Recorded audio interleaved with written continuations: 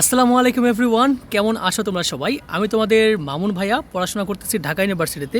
তো আজকে আমি তোমাদের জন্য নিয়ে এলাম রসায়নের তৃতীয় অধ্যায়, যেটার নাম হলো পদার্থের গঠন। এই চ্যাপ্টারটা আমি তোমাদেরকে এমনভাবে শেষ করাইবো এবং অত অল্প সময় শেষ করাবো যেন এই অধ্যায়টা আমার সাথে শেষ করার পর তোমার আর কোনো কনফিউশন না থাকে, তোমার যেন আর কোনো সমস্যাই না থাকে। আর সমস্যা হবেও না, কারণ এই চ্যাপ্টারটা এমনভাবে আমি রেডি করছি যেন একদম বস হয়ে যাও।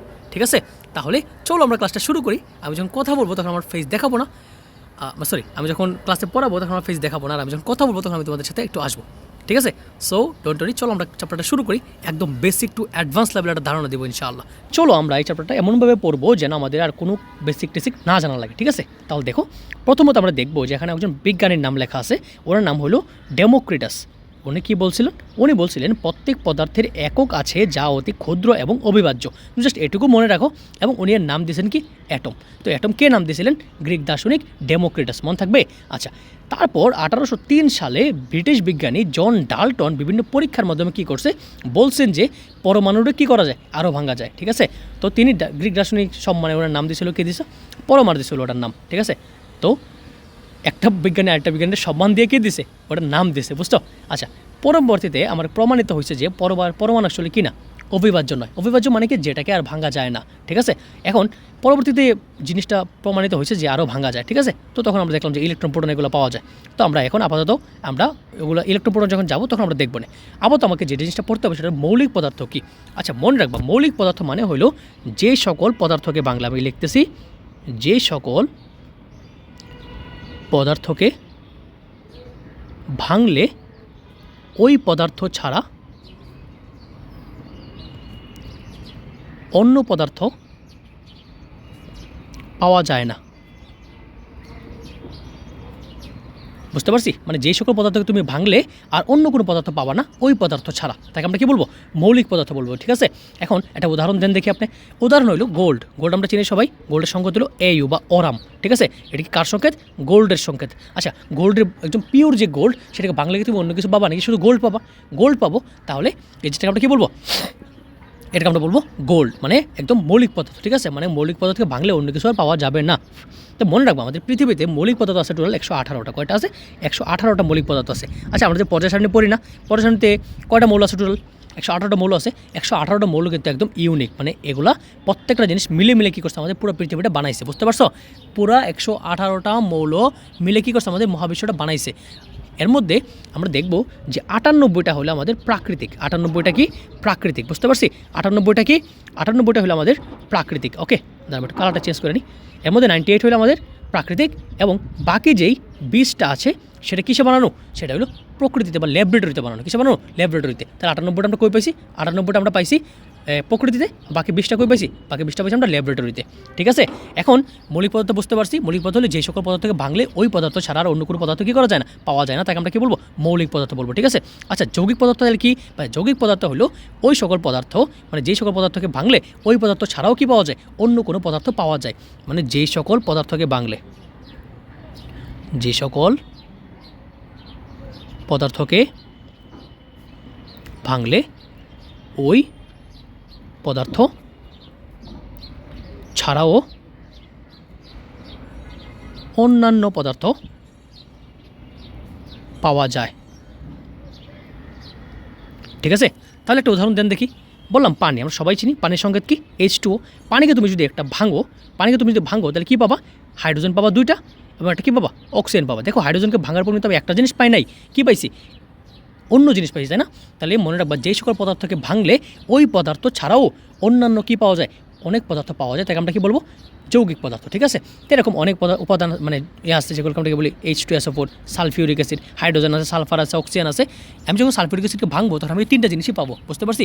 আমি যখন সালফিউরিক অ্যাসিডকে ভাঙবো তখন আমি এই 3টা জিনিস পাবো। ঠিক আছে, তাহলে এগুলো যে সকল পদার্থকে ভাঙলে আমরা অন্য সকল পদার্থও পাবো ওই পদার্থ ছাড়া, সেগুলোকে আমরা কী বলবো?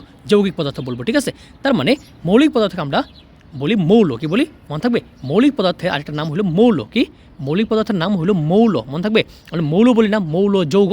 এই মৌল হলো মৌলিক পদার্থের আরেকটা নাম। ঠিক আছে, তো মৌলিক পদার্থগুলোকে আমরা কী বলবো? মৌল বলবো। এই জন্য আমরা বলি পর্যায় সারণীতে 118টা মৌল আছে। ঠিক আছে, মানে 118টা মৌলিক পদার্থই আছে, যেটাকে আমরা মৌলিক পদার্থকে শর্টকাটে আমরা বলি মৌল বলি। ঠিক আছে, আচ্ছা, আর আর যেটা আমাদের যৌগিক পদার্থ ছিল সেটাকে আমরা বলি যৌগ। কী বলি? যৌগ। মনে থাকবে, যৌগিক পদার্থকে আমরা কী বলি? যৌগ বলি। ঠিক আছে, সংক্ষেপে কী বলি? যৌগ বলি। তবে যৌগ কী আছে? এই যেগুলো একটা যৌগ না, H2SO4 একটা যৌগ, H2 একটা যৌগ, তারপর আরও অনেক যৌগ আছে, CaCl2 একটা যৌগ, তারপর কি ম্যাগনেসিয়াম ক্লোরাইড, এটাও একটা যৌগ। মানে অনেক ধরনের যৌগ আছে পৃথিবীতে, লাখ লাখ হাজার হাজার যৌগ আছে। ঠিক আছে, আচ্ছা এরপর যেটা আছে সেটা হলো অণু এবং পরমাণু। আচ্ছা ভাইরা, অণু এবং পরমাণু জিনিসটা কি? মনে রাখবা, অণু যেটা আছে সেটা একটু বড় জিনিস। ঠিক আছে, এটাকে আমরা যদি ভাঙি, এটাকে আমরা কী করি? যদি ভাঙি মানে এটাকে ভাঙলে আমরা কী পাবো? পরমাণু পাবো। কি বলছি? অণুকে ভাঙলে আমরা কী পাবো? পরমাণু পাবো। বুঝতে পারছি? অণুকে ভাঙলে আমরা কী পাবো? পরমাণু পাবো। ঠিক আছে, একটা মিনিট দাঁড়াও, আমি একটু কালার একটা চেঞ্জ করে নিই। আচ্ছা, আমি অণুকে ভাঙলে কী পাবো? পরমাণু পাবো। ঠিক আছে, আচ্ছা ধরো অণুকে ভাঙলে পরমাণু পাবো মানে কি? ধরো তোমার কাছে একটা ইট আছে। কি আছে? একটা ইট আছে। এই ইটকে তুমি কী করলা? ভাঙলা। ভাঙার পর, আচ্ছা ওইটা আমার কালো জিনিসটাই ভালো ছিল, কালারটা মনে একটু কীরকম লাগতেছে না? একটা ইটকে আমি ভাঙলে কী করলাম? ভাঙা অনেকগুলো টুকরা করলাম। ঠিক আছে, অনেকগুলো টুকরা করলাম। এই টুকরো থেকে যে কোনো একটা টুকরার আমি কী করলাম? আরও ভাঙলাম, আরও পিচ্ছি পিচ্ছি করলাম। এই পিচ্ছি পিচ্ছিগুলো যে কোনো একটা নিয়ে আবার পিচ্ছি পিচ্ছি করলাম, মানে একদম নাই করে ফেললাম, ছোটো ছোটো মিহি করে ফেললাম। তারপর ধরো এত পিচ্ছি করলাম যে আর কি করা যায় না, আর কোনো ছোটো করা যায় না, মানে একদম সর্বোচ্চ লেভেলের ছোটো। এটা কি বলছি? আমি বলছি যে এটা কি একদম সর্বোচ্চ লেভেলের ছোটো। বুঝতে পারছি? সর্বোচ্চ লেভেলের ছোট। ঠিক আছে, তার মানে এর নিচে কি করা যায় না, আর কোনো ছোটো করা যায় না। তার মানে এই জিনিসটাকে আমরা বলবো পরমাণু। কি বলবো? পরমাণু। আশা করি বুঝতে পারছো। আর এই পরমাণুগুলো সবগুলোরে জোড়া লাগালে কি পাবো? অণু পাবো না? মনে রাখবা, পরমাণু হলো অণুর সবচেয়ে ক্ষুদ্রতম অংশ। কি বলছি? অণুর ক্ষুদ্রতম অংশ কি বলে? অণুর ক্ষুদ্রতম অংশকে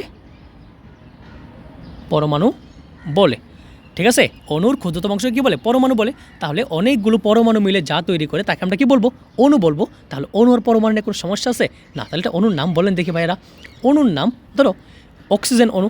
ধরো দুটো অক্সিজেন আছে, এর মধ্যে আমরা জানি কয়টা পরমাণু আছে? অক্সিজেন আছে দুইটা অক্সিজেন পরমাণু আছে। দেখো ওটুকে আমরা ভাঙে কী পাইছি? দুইটা অক্সিজেন পাইছি।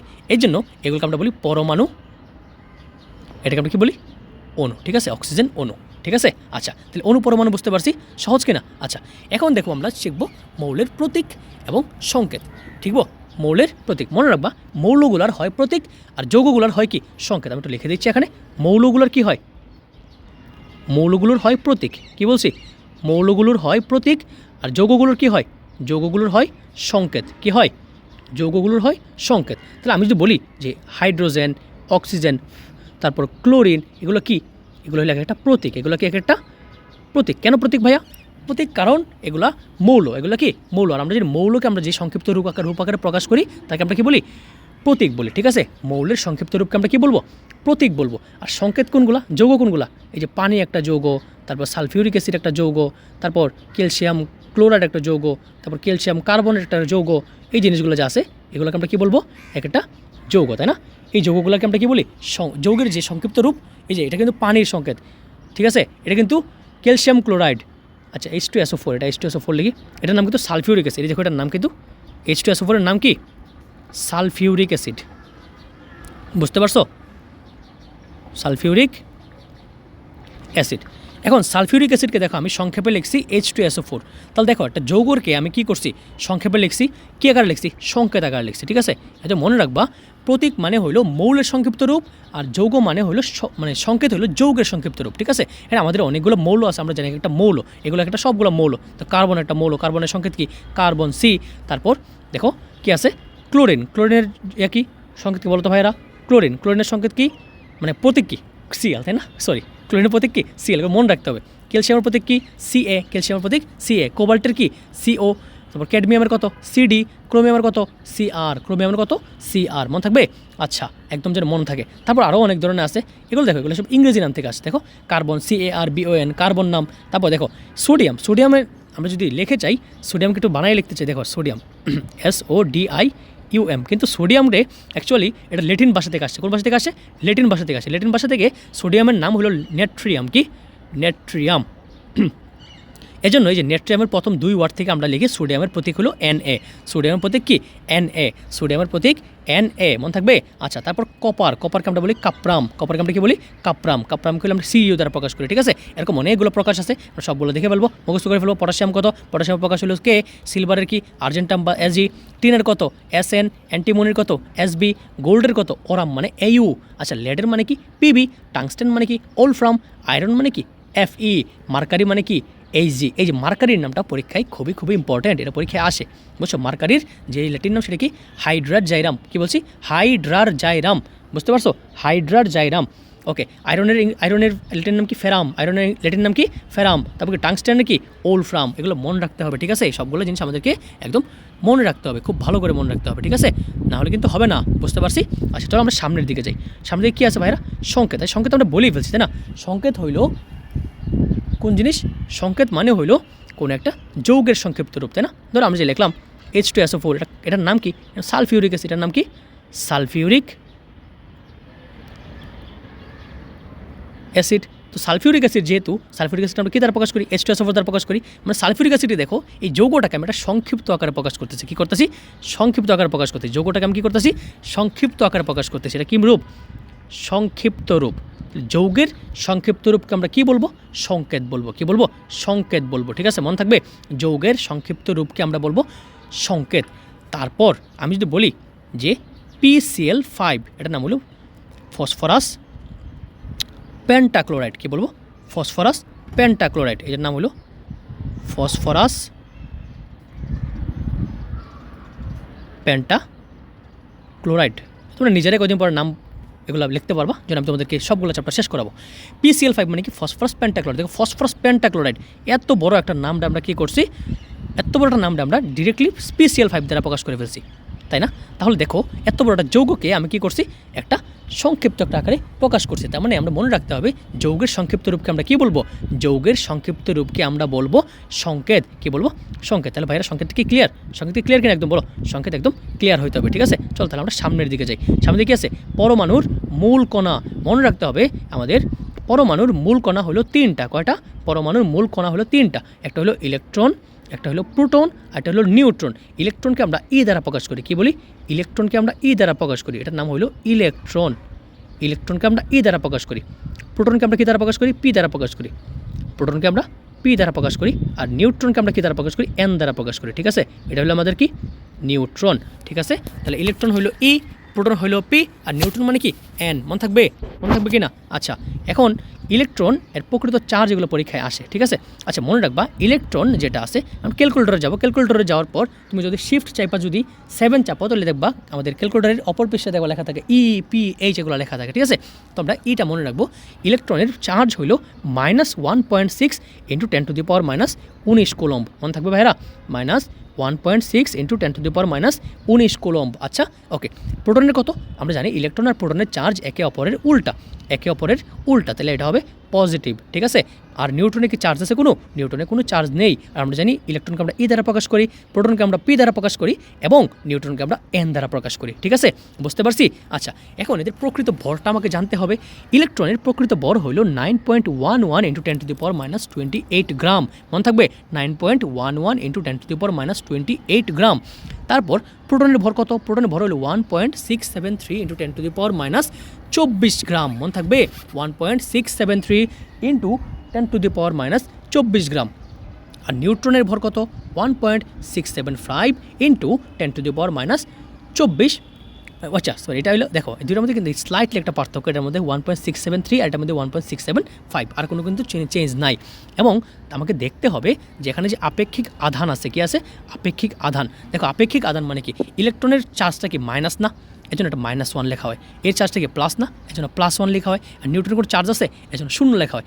দেখো আমরা জানি কোনো কিছুর উপর পাওয়ার বেশি থাকা মানে কি, পাওয়ার যদি ঋণাত্মক আকার থাকে, ধরো আমরা যদি 10⁻10 লিখি এবং 10⁻6 লিখি, কোনটা যে বড় জানো, যার উপর পাওয়ার কম সেটা বড়, ঠিক আছে। এখন দেখো এখানে সবচেয়ে বেশি পাওয়ার কার মাথার উপর মাইনাস, এই যে আমার ইলেকট্রনের মাথার উপর বেশি বড় মাইনাস, তার মানে ইলেকট্রনটাকে সবচেয়ে বেশি ছোটো। আর যে সবচেয়ে বেশি ছোটো আমরা কম্পারেটিভলি তাকে কী বলতে পারি, তার ভরটা হলো 0, কী বলতে পারি, তার ভরটা 0। আর প্রোটনের ইয়া কত সমান, যেহেতু সেম, তাহলে আমরা মানে জাস্ট খালি 3 আর 5-এর পার্থক্য, এই জন্য আমরা কী করি 1 লেখা দিই, মানে 1 লেখা দিই, ঠিক আছে? বুঝতে পারছি এটা? আচ্ছা, এখন তাহলে চলো আমরা পরমাণুর প্রকাশ দেখব। এটা পরমাণুকে আমরা কীভাবে প্রকাশ করতে পারি। যেমন আমি যদি লিখি না অক্সিজেনকে আমরা ও দ্বারা প্রকাশ করি, অক্সিজেনকে আমরা কী দ্বারা প্রকাশ করি? ও দ্বারা প্রকাশ করি। কী দ্বারা প্রকাশ করি? ও দ্বারা প্রকাশ করি, তাই না? আচ্ছা, হাইড্রোজেনকে আমরা কী দ্বারা প্রকাশ করি? এইচ দ্বারা প্রকাশ করি। আচ্ছা, অক্সিজেনের নিচে আমি যদি লিখি 2, তার মানে কী বোঝায়? কিছুই বোঝা যায় না, ঠিক আছে? অক্সিজেনের নিচে আমার কত লিখতে হবে? 8 লিখতে হবে। কত লিখতে হবে? 8। এই 8 মানে বোঝায় অক্সিজেনের পারমাণবিক সংখ্যা কত? 8। এই এখানে হাইড্রোজেনের নিচে 1 লেখা মানে কি? হাইড্রোজেনের পারমাণবিক সংখ্যা কত? 1। এটা বোঝায়, ঠিক আছে? দেখো আমি একটা পরমাণুর প্রকাশ দিয়ে আসছি তোমার জন্য। এটা হলো সোডিয়াম। কার? সোডিয়ামের। সোডিয়াম হলো এই যে Na, সোডিয়াম। সোডিয়ামের মাথার উপর 23 মানে কি? তার ভর সংখ্যা কত? 23। এটা হলো তার ভর সংখ্যা, এটা তার ভর সংখ্যা, মনে থাকবে? ভর সংখ্যাকে আমরা এ দ্বারা প্রকাশ করি। কী দ্বারা প্রকাশ করি? এ দ্বারা প্রকাশ করি, ঠিক আছে? আমি একটু কালারটা চেঞ্জ করে নিই, ইট উইল বি বেটার। আমার দেখছি ভর সংখ্যা হলো সোডিয়ামের 23। আর সোডিয়ামের কত? প্রোটন সংখ্যা কত? পারমাণবিক সংখ্যা আর প্রোটন সংখ্যা সেম জিনিস, মনে থাকবে? পারমাণবিক সংখ্যা প্রোটন সংখ্যা কি? একদম সেম জিনিস। পারমাণবিক সংখ্যা আমরা প্রকাশ করি জেড দিয়ে। কী দিয়ে? জেড দিয়ে, মনে থাকবে? জেড দিয়ে মনে থাকবে কি না বলো? ভর সংখ্যা আর প্রোটন সংখ্যা মনে রাখবে। ভর সংখ্যা যেহেতু বড়, এটাকে আমরা উপরে লিখবো, আর যেহেতু ছোটো সেটাকে আমরা নিচে লিখবো। কোনো একটা জিনিসের উপরে যা থাকবে সেটা হলো ভর সংখ্যা বোঝাবে, আর নিচে যা থাকবে সেটা আমরা কী বোঝাবে? ইয়া বোঝাবে। এখন আমি তোমাদেরকে এটা বলি যে ক্লোরিন, কী লিখলাম? ক্লোরিন। আচ্ছা, ক্লোরিনের নিচে আমি কী লিখলাম? ক্লোরিনের নিচে আমি লিখলাম 17। কী লিখলাম? 17। আর তার উপর লিখলাম 35.5। তার মানে কী বোঝায়? তার মানে বোঝাইতেছে যে এই যে উপরের পার্টটুকু, এটা বুঝাইতেছে তার কি? ভর সংখ্যা। কী বুঝাইতেছে? তার ভর সংখ্যা। এবং তার যে নিচে যে পার্টটুকু আছে, এটা বুঝাইতেছে কি? তার প্রোটন সংখ্যা। কী বুঝাইতেছে? প্রোটন সংখ্যা। বুঝতে পারছি কিনা ভাইয়েরা? একদমই সহজ কিনা? একদমই সহজ। এবং আমাদেরকে জাস্ট বেসিকগুলো খুব ভালো করে শিখে নিতে হবে, ঠিক আছে? আচ্ছা, চলো আমরা তাহলে একটু সামনের দিকে যাই, ঠিক আছে? তাহলে পরমাণু প্রকাশনটা পারবো তো? হ্যাঁ ভাইয়া, অবশ্যই পারবো। তারপর আমরা যেটা পড়বো এই চ্যাপ্টারের মধ্যে, সেটা হলো পরমাণুর মডেল। কী পড়বো?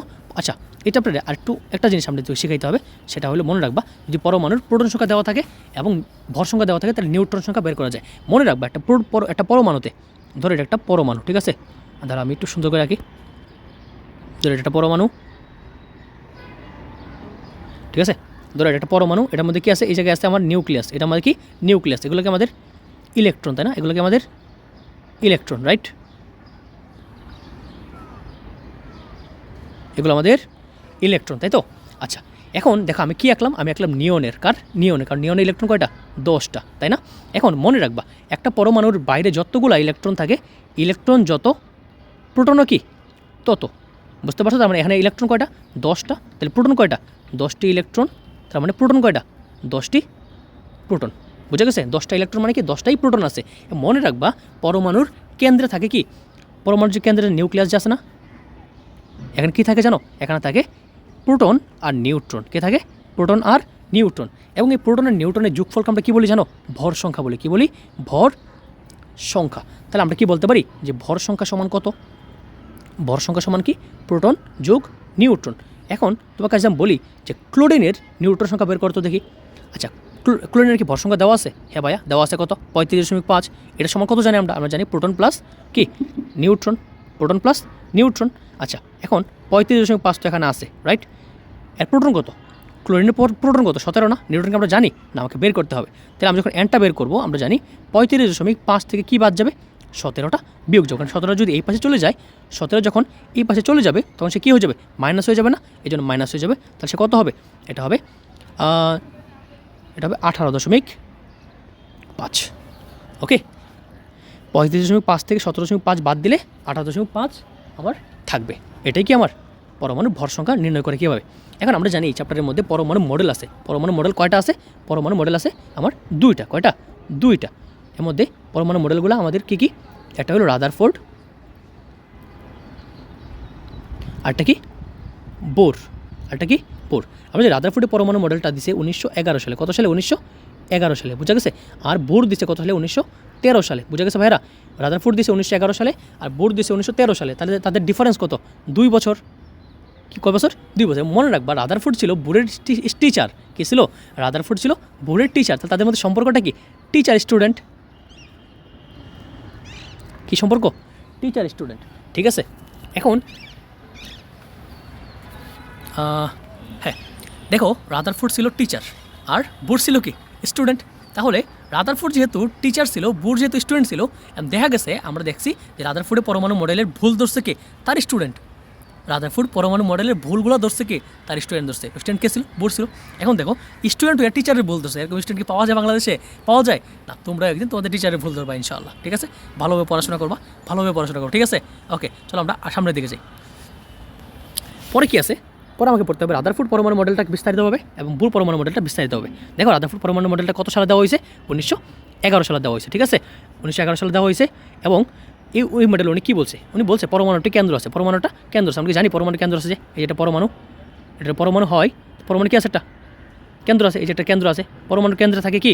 পরমাণু কেন্দ্রের নাম কি? নিউক্লিয়াস। এই যেমন বলছিলাম এর নাম কি? এর নাম হলো নিউক্লিয়াস। এটার নাম কি? নিউক্লিয়াস। স্যার আমি একটু কালারটা চেঞ্জ করে নিই, তাহলে বুঝতে পারবো, আই হোপ। আচ্ছা, এই যে পরমাণু কেন্দ্রে কী থাকে? নিউক্লিয়াস থাকে। এই যেটা আর কি নিউক্লিয়াস।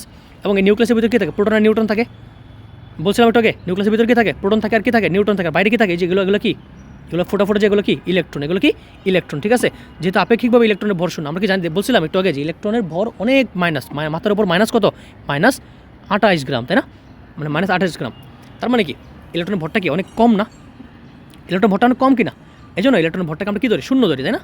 আর যেহেতু ইলেকট্রনের ভর যেহেতু শূন্য, তাহলে পরমাণুর ভরটা অ্যাকচুয়ালি কোনটা? এইটুকু জায়গার মধ্যে যা আছে, এইটুকু জায়গার মধ্যে কী আছে? নিউক্লিয়াস আছে। নিউক্লিয়াসের মধ্যে কী আছে? প্রোটন আর নিউট্রন আছে। তাহলে প্রোটন আর নিউট্রনের যে ভরটা, সেটাই কি আমার পরমাণুর ভর। বুঝতে পারছি? এটাই উনি প্রথম লাইনে বলছে। পরটাই কী বলছে উনি? পরটাই বলছে নিউক্লিয়াস অত্যন্ত ক্ষুদ্র। নিউক্লিয়াস আসলে অনেক ক্ষুদ্র, কারণ তুমি এটা ভাঙতে এমন জায়গায় নিয়েছো আর কিছু খুঁজে পাওয়া যাচ্ছে না। এই জিনিসটাকে আমরা কী বলি? পরমাণু বলি। তো পরমাণুর নিউক্লিয়াস অত্যন্ত ক্ষুদ্রই হবে, বড় হবে? ক্ষুদ্রই হবে। তা বলছে পরমাণুর ভিতরে বেশিরভাগ জায়গায় কি? ফাঁকা। মানে পরমাণুর ভিতরে বেশিরভাগ জায়গায় ফাঁকা। কারণ দেখছো তো, এই যে দেখো এর মধ্যে দেখো বেশিরভাগ জায়গায় কিন্তু ফাঁকা। এই যেগুলো সব কিন্তু ফাঁকা জায়গা, বুঝছো? সব ফাঁকা জায়গা। আচ্ছা, এরপর কি বলছে? সৌরজগৎকে কেন্দ্র করে, যেমন মানে সূর্যের কেন্দ্র করে যেমন গ্রহগুলো ঘুরে, ঠিক তেমনি করে কি ইলেকট্রনগুলো ঘুরে। আচ্ছা, আমরা দেখছিলাম যে এটা হলো আমাদের কি নিউক্লিয়াস, এবং এগুলো কী থাকে? ইলেকট্রন থাকে না এরকম? কী থাকে এরকম? অনেকগুলো ইলেকট্রন থাকে। ইলেকট্রনগুলো কী করে? কন্টিনিউয়াসলি ঘুরে। কী করে? কন্টিনিউয়াসলি ঘুরে। কাকে কেন্দ্র করে? এই যে নিউক্লিয়াসটাকে কেন্দ্র করে, ঠিক আছে? উনি এটা বলছে। এবং উনি বলছে যে পরমাণুতে যে কটি প্রোটন থাকে, ঠিক সেই কটা কী থাকে? ইলেকট্রন থাকে। আমি তোকে বলছিলাম একটু এই কথাটা, এই যে এটা আমি বলছি। তার মানে আমরা জানি প্রোটনের চার্জ হলো প্লাস, প্রোটনের চার্জ কি? প্লাস। প্রোটন হইলো কি?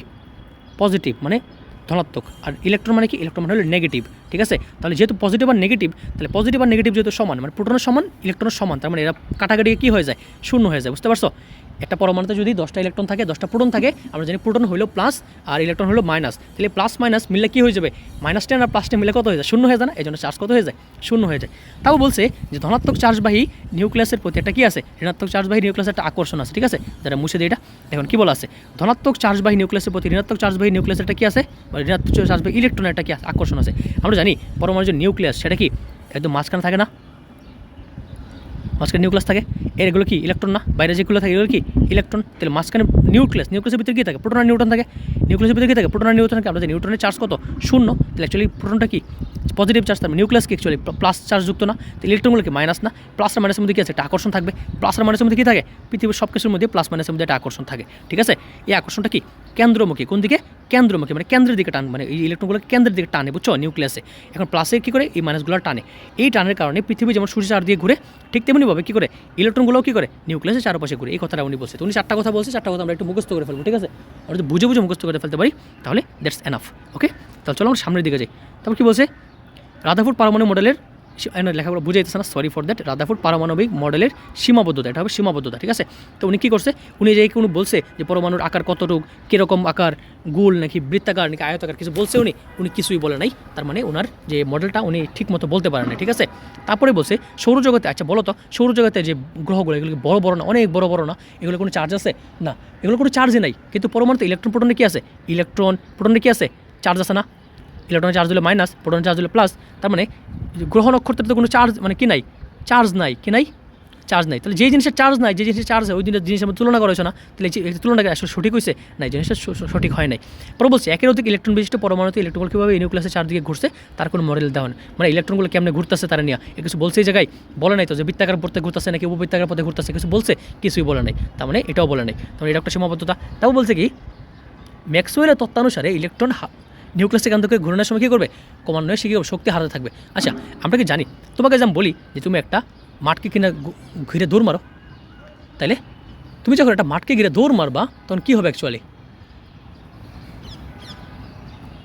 দেখো, তুমি যখন এখান থেকে তুমি একটা মাঠে যখন দৌড় মারবা তখন কী হবে? এরকম ঘুরবা না? এখন তুমি যে ঘুরবা তোমার শক্তি আস্তে আস্তে কমবে না এটা বলো আমাকে, বলো তুমি যখন তোমাকে যখন আমি বলবো তুমি খাওয়া দাওয়া করে একটা দৌড় মারা শুরু করে, এই দৌড় মারবা, ঠিক আছে? তুমি যখন বলি ঘুরতে তোমার শক্তি কমবে না। একসময় তুমি দেখবা মানে হেলতে এক জায়গায় এসে পড়ে গেছো, বুঝছো? ইলেকট্রনও সেম, ইলেকট্রন যখন ঘুরতে থাকে তখন তার শক্তি কী করে আস্তে আস্তে কমাতে থাকে। আর রাদারফোর্ড বলছে ঘুরতেই থাকে। থামার কোনো লক্ষণ বলছে? থামার কোনো লক্ষণ বলে নাই। এই জন্য আমরা জানি যে যখন সে ঘুরতে শক্তি হারাবে, ইলেকট্রন যদি বারবার ঘুরতেই থাকে তাহলে কী হবে? শক্তি হারাই ফেলবে। এই কথাটাই বলছে একজন বিজ্ঞানীর নাম হলো ম্যাক্সওয়েল। কি বলছে? ম্যাক্সওয়েল কি বলছে? ইলেকট্রন যদি নিউক্লিয়াসকে কেন্দ্র করে ঘুরে তাহলে শক্তি কী করবে? হারাবে। ফলে ইলেকট্রনের ঘূর্ণন পথ কী হয়ে যাবে? ছোট হয়ে যাবে। ঘুরতে একসময় কী হয়ে যাবে? পথটা ছোট হয়ে যাবে, আস্তে আস্তে কি একদম মাঝখানে এসে পড়বে। তাহলে একসময় কী হবে? ইলেকট্রনটা নিউক্লিয়াসের উপর পড়ে যাবে, এসে বুঝছো? একসময় ইলেকট্রনটা এসে কই পড়ে যাবে? নিউক্লিয়াসের উপর পড়ে যাবে। তার মানে পরমাণুর নিউক্লিয়াস যে জায়গাতে, ইলেকট্রন সেই জায়গাতে, এটা কোনো সম্ভব না। এই জন্য বলবো পরমাণুর অস্তিত্বই থাকবে না তখন, বুঝতে পারছো? এই জন্য প্রকৃতি সেটা ঘটে না। তার মানে রাদারফোর্ড পরমাণু মডেলটা কি না? সঠিক না। তাহলে রাদারফোর্ড পরমাণু শেষ করার পর এখন আমাদের কাজ হলো বোর পরমাণু মডেলটা শেষ করা। আচ্ছা, মনে রাখবা বোর পরমাণু মডেলে বোর সাহেব অনেক কিছুই বলছে। প্রথমত উনি বলছে, রাদারফোর্ড কিন্তু বলে নাই যে পরমাণুর কক্ষপথগুলো কী কয়টা কক্ষপথ আছে এসব বলছে কিছু না। মনে রাখা বোর বলছে প্রথমে এসে যে পরমাণু সব কক্ষপথে ঘুরতে পারে না, কিছু সুনির্দিষ্ট কক্ষপথ আছে, ঠিক আছে?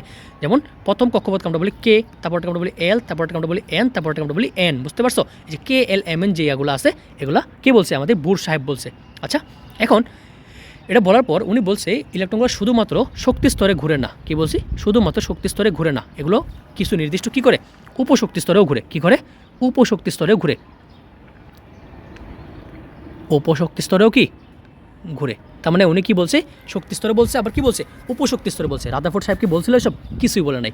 আর বোর সাহেব কি বলছে? প্রথম শক্তি স্তরের নাম হলো কে, তারপরটার নাম এল, তারপরটার এম, তারপরটা হলো এন। তার মানে এল কে মানে কয় নম্বর শক্তি স্তর? 1 নম্বর। এল মানে কি 2 নম্বর শক্তি স্তর, এম মানে কি 3 নম্বর শক্তি স্তর, আর এন মানে কি 4 নম্বর শক্তি স্তর, ঠিক আছে? আচ্ছা, আমরা কি জানি কখন যদি ইলেকট্রনগুলো যখন, দেখো এটা একটা আমার নিউক্লিয়াস, ইলেকট্রনগুলো কী করে? এই যে আমার নিউক্লিয়াস যেটা আছে, নিউক্লিয়াসে কিন্তু ইলেকট্রনগুলো ঘুরে না। ওয়েট একটা মিনিট, আজান দিচ্ছে, আমি একটু পরে শুরু করছি।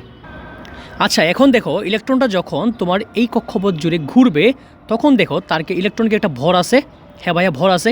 ইলেকট্রন যখন ঘুরবে এই পথ বরাবর তখন তার একটা বেগ আছে। হ্যাঁ ভাইয়া, বেগ আছে। এখন মনে রাখবা ইলেকট্রন যখন ঘুরতেছে সে যদি সোজা বরাবর যেত তাহলে তার ভরবেগটা হয়তো এমভি, কিন্তু সে যেতেছে কোন বরাবর? এটা অ্যাঙ্গেল বরাবর যেতেছে না, এটা কোন বরাবর যেতেছে না, এই যেটা কোন বরাবর যেতেছে, এই যে কোনটা সেটাকে আমরা বলি থিটা। এবং এই যে কোনটা জিনিস যদি কোন বরাবর যায় সেটার ভরবেগটা হয় MVR। এবং আমরা বোর সাহেব বলছে যে MVR equal to NH divided by কি 2π, ঠিক আছে? তো NH ডিভাইডেড বাই 2π একটা সূত্র, এটা মনে রাখতে হবে। যেখানে M মানে হইল ইলেকট্রনের ভর, মনে থাকবে? M মানে হইল ইলেকট্রনের ভর, V মানে হইল ইলেকট্রন এর বেগ, আর মানে কি কক্ষপথের ব্যাসার্ধ। 2 নম্বর কক্ষপথের ব্যাসার্ধ দেওয়া থাকবে পরীক্ষায়, কক্ষপথের ব্যাসার্ধ। তারপর এন মানে কি? এন মানে হলো শক্তিস্তর। এন মানে কি? শক্তিস্তর নম্বর। এইচ মানে কি? এইচ মানে প্লাঙ্কের ধ্রুবক। এই যে এইচ মানে হলো প্লাঙ্কের ধ্রুবক, মনে থাকবে? এইচ মানে প্লাঙ্কের ধ্রুবক, যেটার মান হলো 6.626 ইন্টু 10⁻³ জুল সেকেন্ড, মনে থাকবে? NH আর 2 পায়ের মান তো তোমরা জানোই, পায়ের মান হলো 3.1416। একদম সহজ কিনা? এরপর দেখো ইলেকট্রন, আমরা এরপরে যেটা দেখবো, দেখো এটা একটা আমার শক্তিস্তর, ঠিক আছে? এখানে আরেকটা শক্তিস্তর, এর মধ্যে আরেকটা শক্তিস্তর, ঠিক আছে? আমাদের 3টা শক্তিস্তর টোটাল, ঠিক আছে? এখানে ধরো আমার এটা আমাদের নিউক্লিয়াস, এখানে আমার ইলেকট্রন আছে, আমি দুটো ডিফারেন্ট কালার দিয়ে দেখাই, জিনিসটা বুঝতে তোমাদের সুবিধা হবে। এখানে একটা ইলেকট্রন আছে, এখানে একটা ইলেকট্রন আছে। এখন ধরো এই ইলেকট্রনটা উচ্চ শক্তি স্তরে আছে, ওকে, উচ্চ শক্তি স্তরে আছে। ও যখন নিম্ন শক্তি স্তরে আসবে, দেখো উচ্চ শক্তি স্তরে যখন থাকবে তখন কি তার শক্তি বেশি থাকবে না? উচ্চ শক্তি স্তরে যখন থাকবে তার শক্তি বেশি থাকবে না? তার মানে কি তার শক্তিটা বেশি, আমরা বেশি জেনে দিলাম এটা। আর যখন নিম্ন শক্তি স্তরে আসবে তার শক্তি কি কম লাগবে না? এই ইলেকট্রন যখন এখানে আসবে তখন তার শক্তি বেশি লাগবে না কম লাগবে? কম লাগবে। তার মানে সে কি কিছু শক্তি ছেড়ে দিবে না? কিছু শক্তি ছেড়ে দেওয়া মানে কি? বিকিরণ করা। কি করা? বিকিরণ করা। তার মানে উচ্চ শক্তি স্তর থেকে যখন নিম্ন শক্তি স্তরে যাবে তখন সে কী করবে? শক্তি বিকিরণ করবে। কি করবে? শক্তি বিকিরণ করবে। আর যখন ইলেকট্রন নিম্ন শক্তি স্তর থেকে যখন উচ্চ শক্তি স্তরে যাবে, কি করবে? যখন নিম্ন থেকে উচ্চতে যাবে তখন সে কী করবে? ইলেকট্রন দেখো এখানে তার শক্তি কিন্তু কম, এখানে তার এনার্জি কি কম, কিন্তু এখানে তার এনার্জি কী লাগবে? বেশি লাগবে। তাহলে যখন কম থেকে বেশিতে যাবে তাকে শক্তি লাগবে নাকি লাগবে না? তাহলে তার শক্তি লাগবে। তার শক্তিটাকে আমরা কী বলি? শক্তি লাগবে। লাগবে মানে কি শক্তি শোষণ করবে, শক্তি কী করবে শোষণ করবে, মানে কি ওর থেকে শক্তিটা নিবে, শোষণ করবে। ঠিক আছে, তার মানে উপর থেকে নিচে গেলে শক্তি বিকিরিত হয় আর নিচ থেকে উপরে গেলে শক্তি শোষিত হয়। বুঝতে পারছি লজিকটা? আচ্ছা, এই যে শক্তিটা না, শক্তিকে আমরা কী দ্বারা প্রকাশ করি? ই দ্বারা প্রকাশ করি। তা ই মানে কি এনার্জি, এনার্জির বাংলা হলো শক্তি, তাহলে ই মানে হলো ই। ঠিক আছে, শক্তি মানে হলো ই। ই মানে আমার বোর সাহেব একটা কথা বলছে, আচ্ছা ওয়েট, আমার এটা অটো আনসার দিয়ে দিয়েছে, দাঁড়াও একটা মিনিট। ই মানে হলো শক্তি, শক্তির একটা সূত্র আছে, ইকুয়াল টু এইচ এফ। ই মানে কি এইচ এফ, এইচ মানে হলো প্লাঙ্কের ধ্রুবক আর এইচ মানে হলো কম্পাঙ্ক। এইচ মানে কি কম্পাঙ্ক, কিন্তু আমরা এই যে অধ্যায়ে কম্পাঙ্কটা ইউজ করবো, আমরা ইউজ করবো নিউ। কি ইউজ করবো? নিউ। এটার নাম হলো নিউ, এটার নাম কি নিউ। আর নিউ মানে কিন্তু কম্পাঙ্ক, নিউ মানে কি কম্পাঙ্ক। আচ্ছা, আমরা কি আমাদের পদার্থবিজ্ঞান বই পড়ছিলাম যে V equal to F lambda, V equal to F lambda. আচ্ছা, এখান থেকে আমরা বলো তো দেখি, আমরা এখান থেকে যদি আমরা এফটা বের করতে চাই তাহলে কী হবে? V by lambda. কী হবে? V by lambda. তাহলে এখন আমরা এইচের, আমরা এখন যদি ভি এর জায়গায় যদি বসাই জিনিসটা, তাহলে এইচ ভি বাই ল্যামডা হয়। তাহলে আমরা মনে রাখবা এই চ্যাপ্টারে ভি বেগ মানে হলো আলোর বেগ, বেগ মানে কি আলোর বেগ। আলোর বেগ আমরা কী দ্বারা প্রকাশ করি? সি দ্বারা প্রকাশ করি, তার মানে এইচ সি বাই ল্যামডা। এখানে সি এর মানে কি আলোর বেগ, আলোর বেগ কত? 3 লক্ষ কিলোমিটার বা 3 × 10⁸ মিটার পার সেকেন্ড। ঠিক আছে, আর এইচ মানে প্লাঙ্কের ধ্রুবক, আর ল্যামডা মানে কি তরঙ্গ দৈর্ঘ্য, তরঙ্গ দৈর্ঘ্য পরীক্ষা দেওয়া থাকবে। তাহলে এটাই ছিল আমাদের। আর মনে রাখবা যখন ইলেকট্রন যখন কী করে উচ্চ শক্তি স্তর থেকে যখন নিম্ন শক্তি স্তরে আসে তখন কী করে? সে শক্তি শোষণ মানে বিকিরণ করে। শক্তি করে বিকিরণ করে না? এই বিকিরণ শক্তি যখন করে, মনে রাখবো শক্তি কী করে একটা তরঙ্গ দৈর্ঘ্য আকারে প্রকাশিত হয়। কী হয়? তরঙ্গ দৈর্ঘ্য আকারে প্রকাশিত হয়। তখন তার মধ্যে আমরা যদি প্রিজম ধরি, কী ধরি? প্রিজম। প্রিজম হলে এমন একটা বস্তু যেটার মধ্যে তুমি লাইট পাস করলে, মানে কোনো একটা জিনিস যদি পাস করো সেটা খুব সুন্দর মতো দেখা যায়। এই প্রিজমের মধ্যে তুমি যখন এই বিকিরণের রশ্মিটা পাঠাও তখন দেখা যাবে অনেক সুন্দর একটা কালার দেখা যায়। বুঝতে পারছো? এটা বিভিন্ন ধরনের কালার পাওয়া যায়। ঠিক আছে, তো যখন বিকিরিত রশ্মি যখন উপর থেকে যখন নিচে যায় শক্তি হারায় না, শক্তিটা কী হয়? বিভিন্ন রশ্মি আকারে বের হয়। আর রশ্মিটাকে আমরা কী বলি? বিকিরিত রশ্মি, বা যেটা প্রিজমের মধ্যে পাঠাইলে আমরা কি বিভিন্ন ধরনের কালার পাই, যেটা আমরা বলি বর্ণালী। কী বলি? বর্ণালী। মনে থাকবে, একদম বেসিক টু অ্যাডভান্স লেভেলে বুঝাইতেছি চ্যাপ্টারটা, বন্ধুদের সাথে প্লিজ শেয়ার করে দিবা। ঠিক আছে, আচ্ছা এই চ্যাপ্টারটা যেহেতু একটা বড় চ্যাপ্টার, তো আমাদের জন্য চ্যাপ্টার একটু লেংদি হয়েছে, তাই না? আমরা বেশি সময় মনোযোগ ধরে রাখতে পারি না, রাইট? তো যেহেতু মানে আবার যেহেতু এটা অনলাইন ক্লাস, তো আমরা আগামী পার্টে আমরা পড়বো ইলেকট্রন বিন্যাস, এবং আমাদের দেখো অনেকগুলো টপিক আমরা সাজায় রেখেছি তোমাদের জন্য। দেখো, তারপর আছে ইলেকট্রন বিন্যাসের নীতি, তারপর আছে কি ইলেকট্রন বিন্যাসের ব্যতিক্রম, মানে এই চ্যাপ্টারে যা লাগে একদম এ টু জেড সব আলোচনা করা আছে এই টপিকে। বুঝতে পারছো? আমি তোমাদের জন্য সামনের পার্টে এই চ্যাপ্টারের বাকি পার্টটুকু নিয়ে আসবো। এই চ্যাপ্টার মাত্র 2টা পার্টে শেষ হয়ে যাবে। ঠিক আছে, তারপর আমরা একটা পার্ট নিয়ে আসবো, সেটার মধ্যে এমসিকিউ থাকবে এবং সিকিউ থাকবে। এবং তোমরা বুঝতেছো কী লেভেলের ক্লাস হবে, মানে একদম জোস লেভেলের ক্লাস হবে। ঠিক আছে, বন্ধুদের সাথে শেয়ার করতে ভুলবে না। মনে রাখবা তোমরা যদি বেশি বেশি শেয়ার করো দেন আমি মোটিভেশন পাই এবং আমি বেশি বেশি কাজ করতে পারবো তোমাদের জন্য। বাট তোমরা যদি কাজগুলো না করো তাহলে কিন্তু ভাইয়া সম্ভব না। বুঝতে পারছো? আমি তো ডিমোটিভেটেড হয়ে যাবো। ঠিক আছে, বন্ধুদের সাথে শেয়ার করতে হবে, বেশি বেশি মনোযোগ দিয়ে ক্লাসগুলো করতে হবে। আর অবশ্যই যখন ক্লাসগুলো করবে মাস্ট বি লিখতে হবে খাতার মধ্যে, না লিখে কিন্তু ক্লাস করা যাবে না। আমি বারবার বলি, একবার লেখা 10 বার পড়ার সমান। ঠিক আছে, মনোযোগ দিয়ে একবার লিখবা, ক্লাসগুলো করবা, মনোযোগ দিয়ে লিখবা, দেখবা একদম বস হয়ে যাবা। পরীক্ষা যা আসবে পরীক্ষা তাই পারবা। ঠিক আছে, সব তো আমি পড়াই দিব নাকি? টেনশন নাই। চলো তাহলে আজকের ক্লাসটা এই পর্যন্তই থাকুক, দেখা হচ্ছে সামনের পার্টে। ঠিক আছে, আসসালামু আলাইকুম।